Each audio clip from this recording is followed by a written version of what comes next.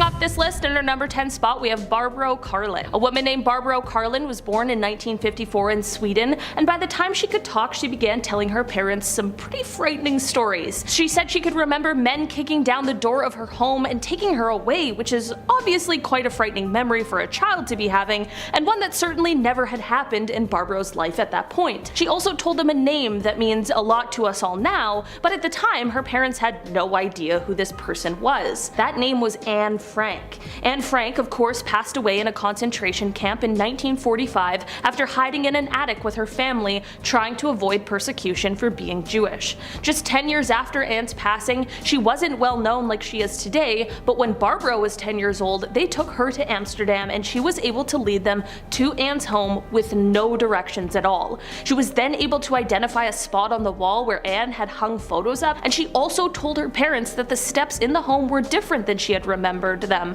which held up with the history of construction that the house had already gone through. By the time she was 16, she was already writing books and poetry, and she had actually ended up going on to befriend a close relative of Anne's named Buddy Elias. Whether Barbro is a real and true reincarnation of Anne is of course to be proven for sure, but I definitely do like the idea of Anne connecting with people from her life and also having a much better life this time as Barbro. In our number 9 spot today, we have Lee. Before I dive into this one, guys, don't forget to hit that thumbs up button if you're enjoying the video. It does really help us out. We appreciate it. When a child named Lee was only 2 years old, he began talking about his other house with his other mom. This would certainly be quite concerning to any parent, and by the time he was 3, he was claiming that his birthday was on June 26th, even though it was not. This continued on, and Lee's claims grew and grew. He began to give even more information on what he remembers as his past life, saying that his middle name was Ko, he wrote movies for a living, he had a daughter named Jennifer, and that he had passed away at the age of 48. This is all pretty crazy for a toddler to be explaining, but instead of being frightened,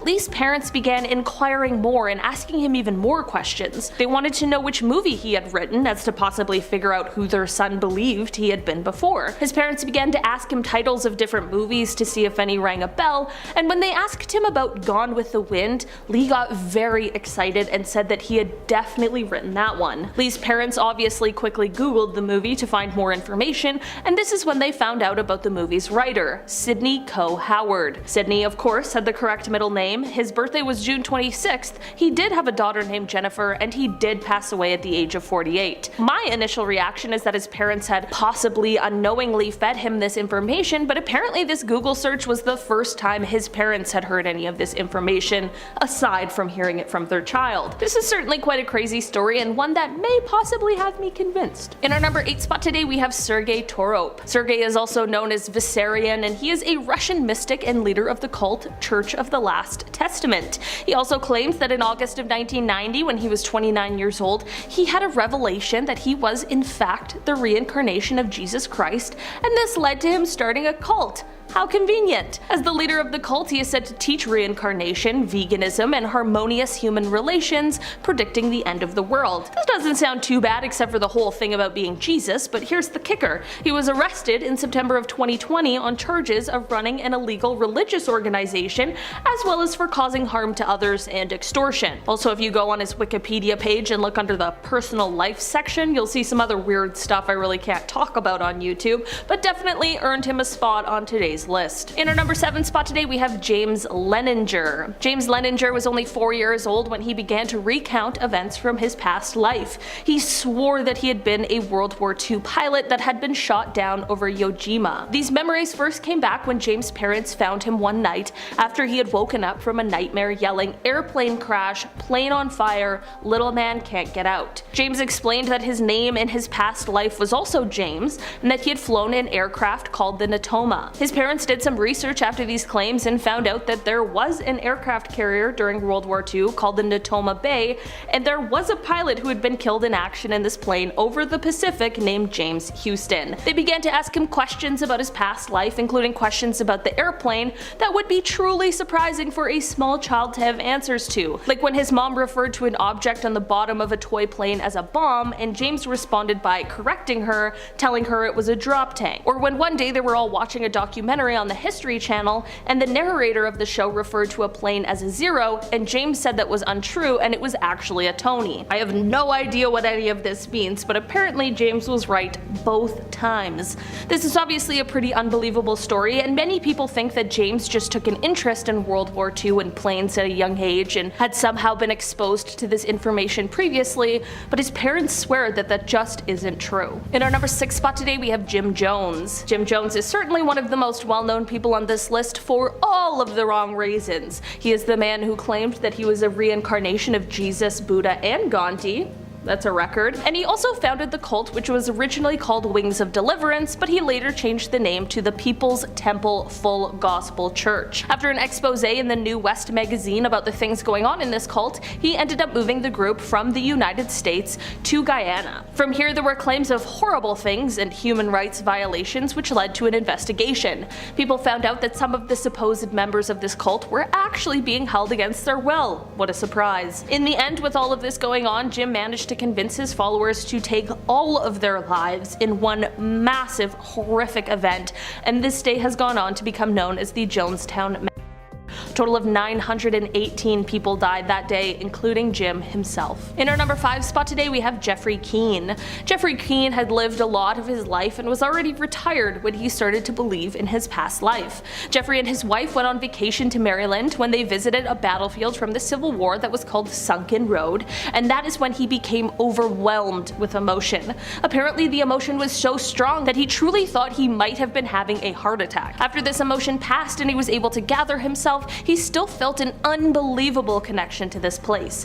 At a later date, he encountered a psychic at a party and had relayed this history to them. The psychic asked if he believed in reincarnation, and Jeffrey felt like he had to reply with the words, quote, "not yet." After this day, Jeffrey was reading a Civil War magazine when he came across a Civil War general named General Gordon. General Gordon had fought at Sunken Road, and during this battle he was known for constantly shouting the words, quote, "not yet." This of course caused Jeffrey to do more research into the general, where he found out even more connections, such as how on his 30th birthday, Jeffrey had to go to the hospital with a random, really terrible jaw pain, and when General Gordon was 30, he was shot in the jaw. Or how General Gordon had suffered certain injuries and Jeffrey had unexplained marks on his body in the same spots. This could all be a coincidence, but it definitely is a very interesting story regardless. In our number 4 spot today we have Alan John Miller. Alan is an ex-software manufacturer turned founder of the Jesus cult. Alan himself claims that he is actually the reincarnation of Jesus, and his partner is the reincarnation of Saint Mary Magdalene. Thank goodness these two were able to somehow find each other. Alan holds, quote, divine truth seminars where he teaches what he refers to as the divine love path, which focuses mainly on emotional clearing. Alan has even gone as far as to give doomsday predictions, which he said could start as early as 2012, which, I mean, 10 years later we all know simply did not happen.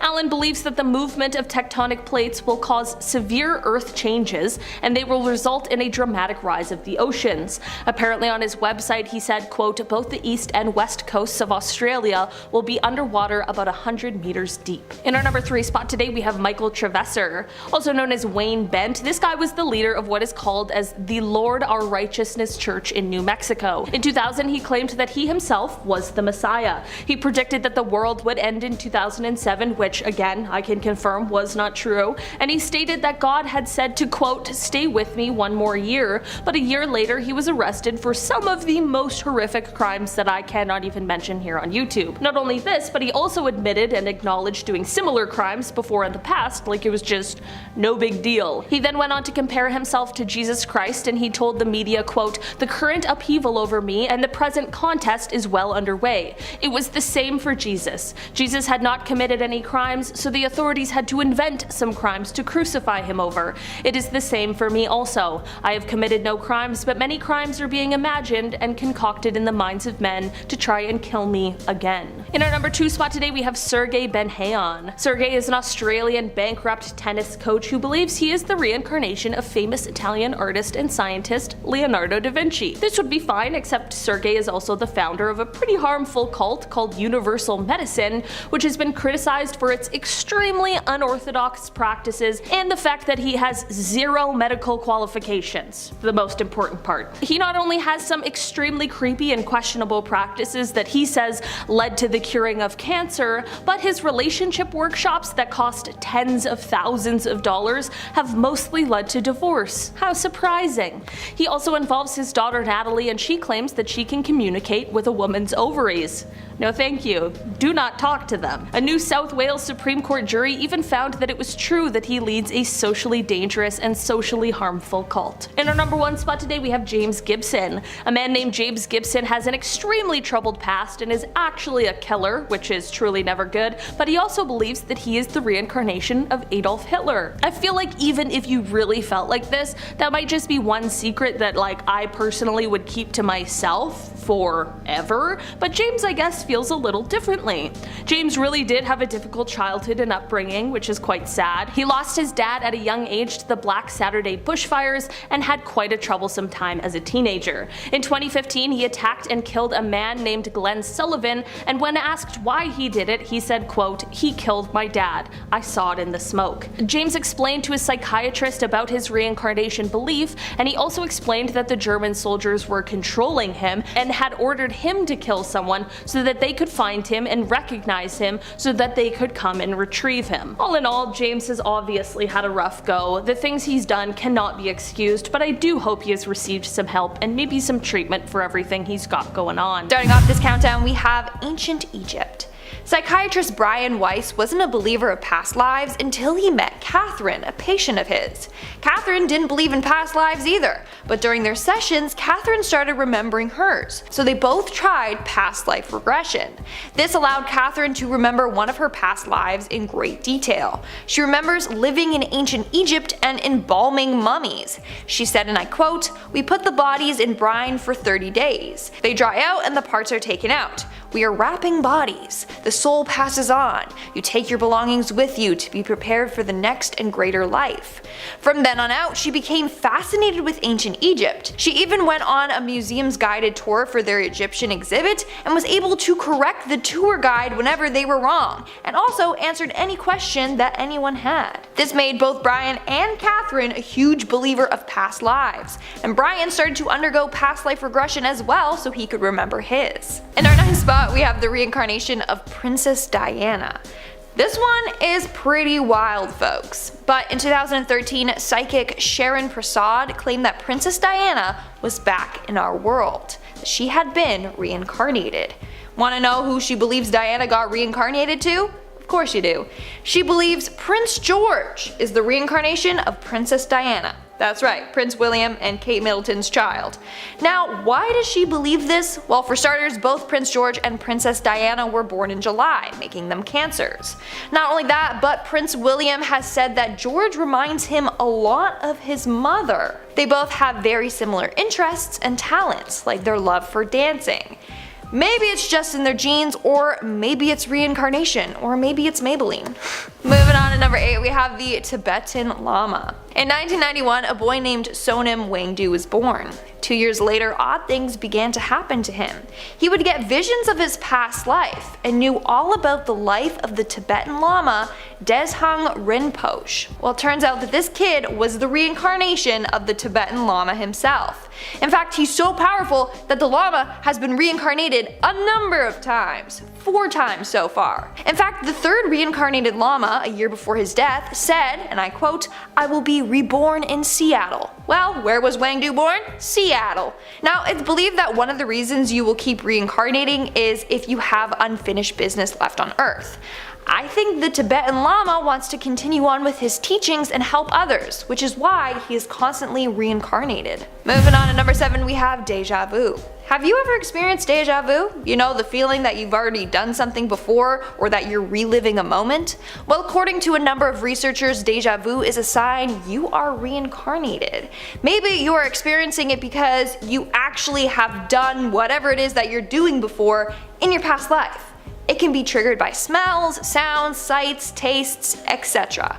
It could be you are feeling that way because you are reliving a moment from your past life. The term déjà vu literally means already seen. Apply that to reincarnation and bam! You have already seen or done it before in your past life. A number of people in history have claimed they learned about their past lives simply through déjà vu. For example, let's say you were painting something and then you experienced this déjà vu. Well, maybe that's because you were a painter in your past life. If you continue on learning about painting and art, maybe more memories will be triggered and you'll find out more about your past life. In our 6th spot, we have the birthmarks. If you've seen my other videos on reincarnation, then you know that it's believed that our moles or birthmarks tell the story of our past lives. Ian Stevenson, MD, decided to interview hundreds of kids who remembered their past lives. Then from those kids, he documented 200 children that had birthmarks that corresponded to the wounds they experienced in their past life. For example, there was one boy who remembered dying after being shot in the head. Well, this kid had a birthmark on the front of his head and on the back, presumably where the bullet entered and exited.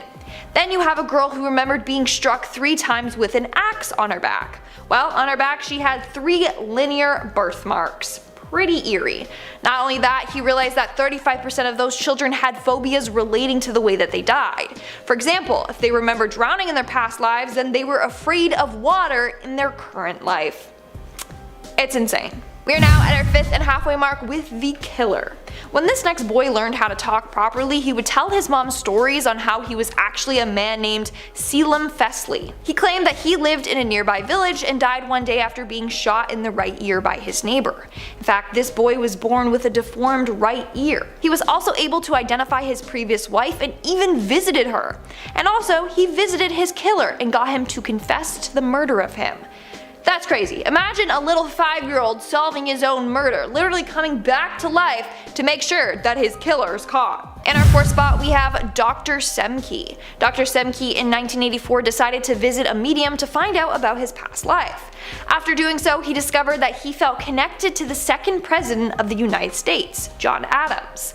The medium then encouraged him to learn more about John. And the more he did, the more he remembered his past life as him. In the end, he realized that not only did he and Adams physically look similar, but they also have several of the same personality traits. I wonder who I was in my past life. I just hope it was someone famous as well. In our 3rd spot, we have the fears and phobias. Scientists believe that any fear or phobia that we develop has to do with our past life experiences. But it's not the common fears like fear of heights, snakes, spiders, etc. That's related to a basic desire that we all have to survive. We're talking about the more irrational fears, like fear of flying. Maybe in your past life you were involved in an airplane crash, or fear of water. Maybe you drowned in your past life. The more uncommon phobias might say something about how you died in your past life. In our 2nd spot, we have the unexplainable pain. Some people experience random body pain that impacts their daily life. After undergoing a number of treatments, procedures, and examinations, doctors still are like, we don't know what's wrong with you. Well, the answer might be found in their past life. Some researchers believe that any constant unexplainable pain you feel might be related to your past life. Maybe in your past life you suffered from a bad injury. This transferred on with you in your new life. That's why doctors are like, I don't know what's causing this pain. Well, it's from a past life injury. Starting off this countdown, we have the story of Aldanaf. When Aldanaf from Lebanon was only 6 years old, he kept telling his mom that he wanted to be taken back to his old home. He kept saying that he lived in a village 10 miles away from his home. He also insisted that he was not small, that he was big, and said he had many weapons at his old home, including grenades. Fed up about this kid going on and on about this old home, his family decided to take him there. There he met with a woman named Nadia Kadaj, who Aldanaf said was his past wife. As they spoke, Aldanaf knew information about her husband that no one should have known but her and him. He also was able to answer a number of questions correctly, like who built the foundations of their home, the specifics of an accident when she dislocated her shoulder, and an incident with their daughter. Keep in mind that this kid was only 6, and you can't just Google this type of private information. In the end, when Aldanaf was invited to his old home, he went straight to the cupboard. That was the cupboard where her deceased husband kept his weapons, like his grenades. grenades. So Aldenaf was the reincarnation of this woman's husband. In our 9th spot today, we have the twins. On the left, we have the founder of the Ferrari company, Enzo Ferrari. Sadly, on August 14th of 1988, he lost his life. The guy on the right is German soccer player, or football player as some people like to call it, Mesut Özil. Look how similar they look. A lot of people think that Ferrari was reincarnated as Özil. Had their death date and birth date not really correlate, people would have been like, oh, they just look alike. But because one died in 1988 and the other was immediately born in 1988 a month later, it makes us wonder. Moving on at number 8, we have the reoccurring dreams. So you're watching this video and now you're thinking to yourself, who was I in my past life? Why can't I remember it like these people? Well, one sign that you are reincarnated can be found in your dreams. In particular, if you have the same reoccurring dream. It might not be a dream, but instead a memory from your past life. Maybe you remember seeing certain people or a certain place or event. Chances are you might have been there in your past life and you actually interacted with those people. There are a number of stories of people having vivid dreams of places they have never been to, but they see the structures there as if they have been there in person. So maybe they have been there, just not in this lifetime. In our 7th spot, we have precognition and retrocognition. Both precognition and retrocognition can be signs that you have had a past life. Precognition is called second or future sight. It makes you know information about future events. Maybe you have visions, or you get this gut feeling that something is going to happen, or you have a dream that something's going to happen. This could be because you're an old soul. You've had multiple life experiences and now you're in tune with your body and surroundings. Retrocognition is the ability to know information about past events. Not by researching or by asking people, you just know it randomly. Well, that's because your brain is remembering things from the past, because maybe you were there witnessing it firsthand. In our 6th spot, we have the fire chief. Retired fire chief Jeffrey Keene was on vacation in Maryland when all of a sudden he was overcome by emotions. This happened as they were visiting a Civil War battlefield called Sunken Road. Keene said that he felt like he was suffering from a heart attack after getting so overwhelmed by the area. Later, he was reading a Civil War magazine when he found an article about a Civil War general named General Gordon. Instantly, he felt connected to him. Upon researching more into Gordon's life, he found weird connections between them. Like, he had birthmarks on his body similar to wounds that Gordon suffered in war. The eeriest connection is that when Gordon was 30, he was shot in the face. When Keene was 30, he was admitted to the hospital with a terrible pain in his jaw. Coincidence? I think not. Keene now believes that he is the reincarnation of Gordon. We are now at our 5th and halfway mark with the identical handwriting. Turns out that our handwriting can also be an identifier of our past lives. Let's take a look at the case with a 6-year-old boy named Tarajit Singh. He claimed that he was the reincarnation of a boy named Satnam Singh, who lost his life while riding his bike home from school. Turns out, the boys had identical handwriting, to the point where a researcher couldn't tell them apart. That was the moment people believed that the kid was telling the truth and that he was reincarnated. In our 4th spot, we have the woman who lived 150 years ago. When 32-year-old Uttara Hudar was a child, she started talking about her past life in a nearby village. As she got older, she was able to speak Bengali fluently, although she never was taught the language. She then started to remember other things, like her past friends and family. Eventually, it was discovered that she once had a life in a village 600 miles from her current home, 150 years earlier. Everything that she mentioned, like her friends and past experiences, ended up lining up, so she wasn't faking it. Also, she had a terrible phobia of snakes. Well, turns out that in her past life, she was bitten by a king cobra on her right toe, hence why she was deathly afraid of them. Moving on to number 2, we have the Civil War veteran. According to this Reddit user, a guy they knew remembered his past life as a soldier during the American Civil War. A friend said that for his entire life, he would have this reoccurring dream. In the dream, he was standing in a field, always at the same exact spot, always the same field. During these dreams, he said that he felt as if he was a young boy, and he knew that there was a large group of men behind him. He thought nothing of it until he was on vacation in Gettysburg. That's when he found the place from his dreams. And a strange feeling came flooding in. In his past life, he was a Civil War soldier who fought at the Battle of Gettysburg. And in our number 1 spot, we have Sunny Ray. And this has to be one of the wildest stories I have ever heard. So when this boy was young, he would always point to his his father's Rolex watch, and as soon as he could speak, he would say, "Mine." Then one day, he pointed to himself and told his family his name was Sonny, and insisted on being called Sonny. A few months later, he said that his name was Sonny Ray. Things kept getting weirder and weirder. He said that his wife's name was Dawn, and that they lived together in Texas. Whenever a country or western song played on the radio, he somehow knew the lyrics and would sing along. Keep in mind, he was a kid and typically wasn't exposed to this type of music. Then one day, he pointed to a white spaniel and said, "That's my dog, Willie." The story goes on until the family finally got some answers. When the boy was 7, his parents were running a seminar in Texas. One of the attendees was a woman named Dawn Ray. As they were talking, Dawn told them that she was widowed for 8 years. Her husband's name was Sonny Ray. So this little boy was the reincarnation of Sonny Ray. Not only that, but immediately when the boy met Dawn, he ran towards her and yelled, "Dawn!" He didn't even know who she was, they never met before. And Dawn's dog was a white spaniel named Willie, and Sonny had an expensive Rolex watch identical to the one that the boy's father had. And when he was taken to his old house, he picked up his old guitar and started playing it. This boy had no prior lessons, okay? This is just wild.